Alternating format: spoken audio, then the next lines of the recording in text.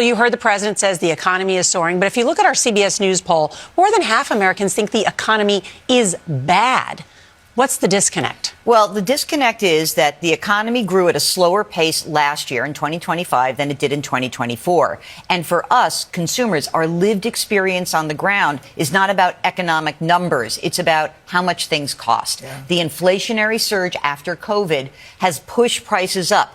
The rate of the increase has come down. That's the inflation rate. Prices are still high, so people are really still struggling, and that is why what explains the consumer confidence down, and of course, why people are telling us in these polls they're not feeling great about the economy. I understand that when we talk economy, it's different for everybody, right? It's really dependent on what you're going through in the moment. But let's just talk about people that might have a stock portfolio, and they're looking at the stock market saying, whoa, things are good right now. And then President Trump, he's talking during the State of the Union and says, look at what's happening in the market.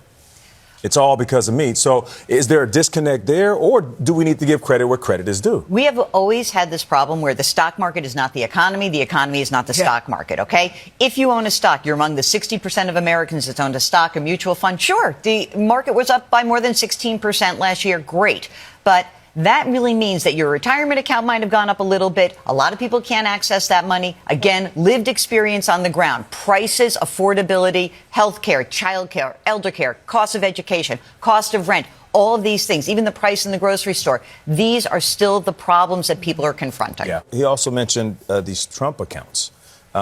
What can you tell us about that? I was trying to unpack it and then research while I was watching this. So these are education savings accounts and retirement savings accounts. It's sort of like, think of it like a Roth IRA for your kid.